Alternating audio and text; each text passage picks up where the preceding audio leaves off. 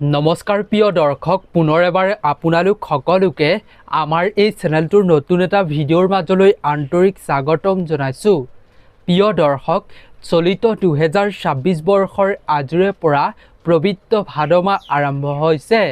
প্ৰিয় দৰ্শক, এই পবিত্ৰ ভাদ মাহত আপুনি ভুলতো কেতিয়াও তিনিটা বস্তু নাখাব। কেৱল ইমানেই নহয় প্ৰিয় দৰ্শক, এই তিনিবিধ বস্তুৰ লগতে আপুনি কেইটামান কাম কৰাৰ পৰাও এই ভাদ মাহত বিৰত থাকিব। অন্যথা আপোনাৰ ঘৰখনলৈ, আপোনাৰ সাংসাৰিক জীৱনলৈ বিপদ অহাটো নিশ্চিত। লগতে আপোনাৰ ব্যৱসায়ত লোকচানৰ আপুনি সন্মুখীন হ'বলগীয়া হ'ব। সেইবাবে এই পবিত্ৰ ভাদ মাহত তিনিবিধ বস্তু নোখোৱাকৈ, এই কামকেইটা নকৰাকৈ থকাটো সকলোৰে বাবে মংগল। আমি আজিৰ ভিডিঅ'টোত শাস্ত্ৰত কিদৰে উল্লেখ কৰা হৈছে ভাদ মাহৰ বিষয়ে, তাৰ ওপৰত ভিত্তি কৰি সকলোবিলাক কথা আমি আপোনালোকৰ লগত শ্বেয়াৰ কৰিম। শাস্ত্ৰত ভাদ মাহত কি কাম কেতিয়াও কৰিব নালাগে আৰু কোন কেইপদ বস্তু খালে ভগৱান শ্ৰীকৃষ্ণ একেবাৰে অসন্তুষ্ট হয়, আমি সুন্দৰভাৱে এই ভিডিঅ'টোত শ্বেয়াৰ কৰিম। অসমীয়া সমাজ জীৱনৰ আটাইতকৈ পবিত্ৰ মাহৰ আজিয়েই হৈছে প্ৰথমটো দিন, অৰ্থাৎ ভাদ মাহৰ প্ৰথমটো দিন আজি। হৰি নামৰ ধ্বনিৰে মুখৰিত ৰাজ্যৰ সত্ৰ আৰু নামঘৰসমূহত প্ৰিয় দৰ্শক, আমাৰ গুৰু দুজনাৰ তিথিও আছে এই ভাদ মাহত। লগতে ভগৱান শ্ৰীকৃষ্ণৰ জন্মাষ্টমীও এই মাহত পালন কৰা হয় অতি ধুমধামেৰে। পবিত্ৰ ভাদ মাহ সকলোৰে আদৰৰ আৰু পবিত্ৰ ভাদ মাহৰ আধ্যাত্মিকতা অধিক বুলি কোৱা হয়।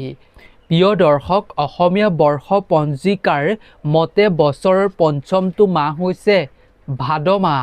এই পবিত্ৰ ভাদ মাহত অসমৰ বিভিন্ন প্ৰান্তত উখল মাখলৰ পৰিৱেশ সৃষ্টি হয় হৰি নামৰ ধ্বনিৰে। পবিত্ৰ ভাদ মাহ অসমীয়া জাতিৰ অতি গুৰুত্বপূৰ্ণ মাহ। এই পবিত্ৰ ভাদ মাহতে যদি অসমীয়া ৰাইজে কিছুমান ভুল কামত লিপ্ত হয় আৰু তেওঁলোকে কিছুমান বস্তু খায়, তেতিয়াহ'লে তেওঁলোকে যিমানেই হৰি নামত লিপ্ত নহওক, যিমানেই নাম কীৰ্তন নকৰক, কেতিয়াও তেওঁলোকে এনে কামত লিপ্ত হ'লে সুফল পাব নোৱাৰিব। ইয়াৰ ফলস্বৰূপে ভগৱান ৰুষ্ট হ'ব, যাৰ ফলত জীৱনলৈ অন্ধকাৰ নামি আহিব। প্ৰিয় দৰ্শক, ভাদ মাহটোক পবিত্ৰ মাহ বুলি এইকাৰণেই কোৱা হয় কিয়নো এই মাহতে আমাৰ দুয়োজনা গুৰুৰ একেলগতে তিথি পৰে। এই মাহটোতে বহুতে বৰদোৱা, বৰপেটা, ঢেকীয়াখোৱা আৰু বিভিন্ন স্থানৰ নামঘৰসমূহলৈ শৰাই এখনি ইয়াৰ কথাৰ মানস কৰে। আগমন ঘটে ভক্তসকলৰ এই নামঘৰসমূহলৈ আৰু ভক্তৰ ভিৰ দেখিবলৈ পোৱা যায় এই পবিত্ৰ ভাদ মাহত।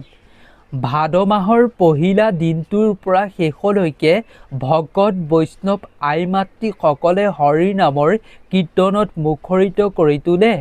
সকলো জাতি বৰ্ণ দুখীয়া নিৰ্বিশেষে একতা সকলোৱে সমাজ গঢ়াৰ গুৰু দুজনাক স্মৰণ কৰে।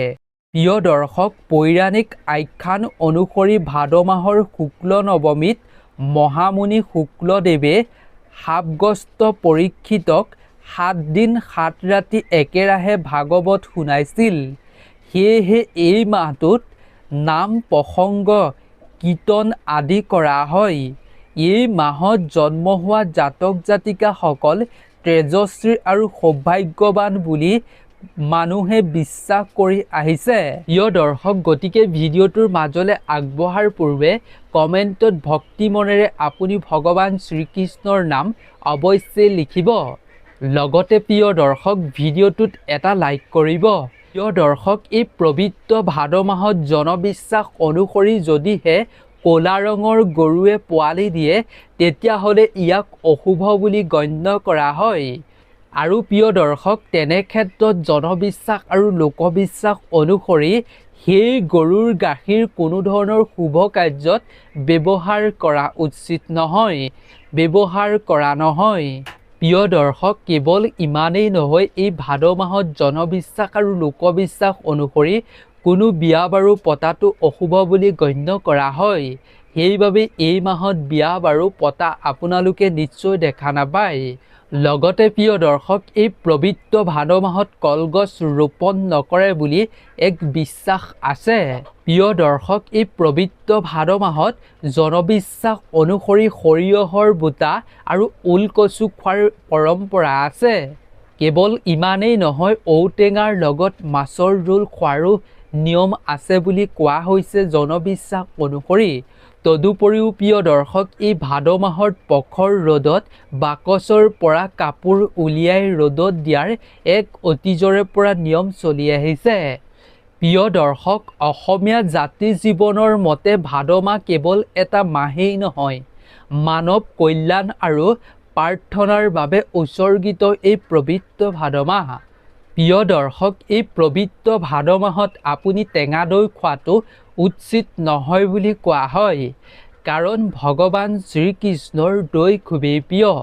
এই মাহত দৈ খালে ভগৱান শ্ৰীকৃষ্ণ অসন্তুষ্ট হয় তথা ৰুষ্ট হয় বুলি কোৱা হৈছে। গতিকে এই মাহত টেঙা দৈ খোৱাটো নিষিদ্ধ কৰা হৈছে শাস্ত্ৰত।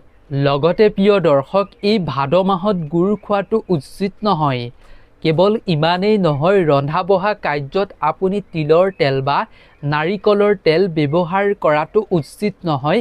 এই ভাদ মাহত বিশ্বাস কৰা হয় যে এইসমূহ বস্তু আপুনি সেৱন কৰিলে নাইবা এইসমূহ ভুল কৰিলে সংসাৰত আপোনাৰ ঘৰখনত অভাৱ অনাটনে লক নেৰা হৈ আপোনাক জুৰুলা কৰি দিব। প্ৰিয় দৰ্শক, লগতে আপুনি এই পবিত্ৰ ভাদ মাহত মাছ মাংস পিঁয়াজ নহৰুৰ দৰে তামিক খাদ্য গ্ৰহণ কৰাটো নিষিদ্ধ বুলি গণ্য কৰা হৈছে শাস্ত্ৰত।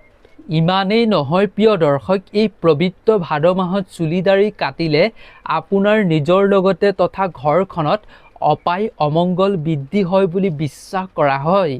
গতিকে এই ভাদ মাহত আপুনি চুলি দাড়ি কটাটো উচিত নহয় বুলি কোৱা হৈছে শাস্ত্ৰত।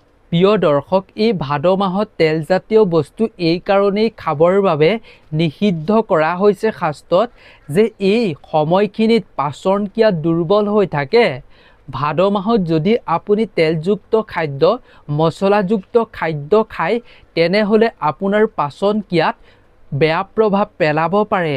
সেইবাবেই মছলাযুক্ত খাদ্য, আপুনি নিচাযুক্ত বস্তু আৰু তেলজাতীয় খাদ্য এই মাহত আপোনাৰ নিজৰ স্বাস্থ্যৰ ভালৰ বাবে নোখোৱাকৈ থাকিবৰ বাবে পৰামৰ্শ দিয়া হৈছে শাস্ত্ৰত। প্ৰিয় দৰ্শক, এইসমূহ বস্তু নোখোৱাকৈ যদি আপুনি এই মাহ পাৰ কৰে তেতিয়া আপুনি স্বাস্থ্যত ভাল ফল পাব পাৰিব, ঘৰখনত সুখ সমৃদ্ধিৰে বৃদ্ধি পাব। প্ৰিয় দৰ্শক, গতিকে আপুনি এনে ভুল কেতিয়াও নকৰিব আৰু এনে বস্তু কেতিয়াও নাখাব নিজৰ বাবে, ঘৰখনৰ বাবে।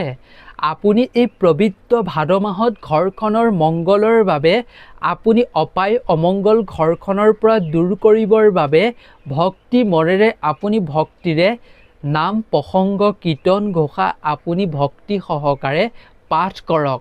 হৰিনামত আপুনি লিপ্ত হওক এই পবিত্ৰ ভাদ মাহত। এতিয়া আপোনাৰ দ্বাৰা এনে শুভ কাৰ্য দেখি ভগৱান শ্ৰীকৃষ্ণ প্ৰসন্ন হ'ব আৰু আপোনাৰ জীৱনৰ পৰা সমস্ত অপায় অমংগল শীঘ্ৰেই দূৰ কৰিব।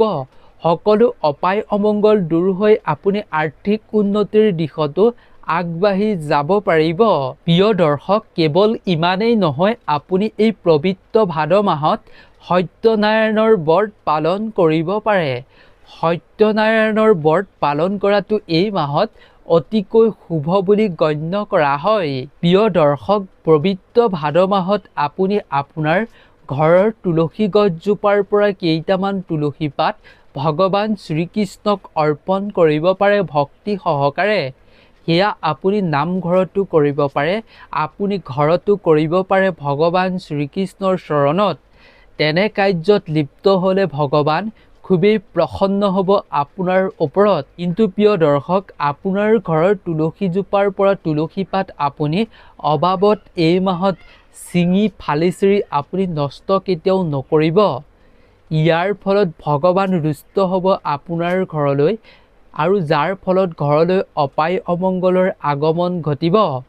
সেইবাবে এনে ভুল নকৰি আমি যিখিনি কথা আপোনালোকৰ লগত শাস্ত্ৰ সম্বন্ধীয়ভাৱে শ্বেয়াৰ কৰিলোঁ, এইখিনি কাম আপুনি শুদ্ধ মনেৰে পবিত্ৰ হৃদয়ৰ পৰা কৰক, আপুনি সুফল নিশ্চিতভাৱে পাব পাৰিব। গতিকে আজিৰ ভিডিঅ'টোৰ পৰা আমি বিদায় লৈছোঁ।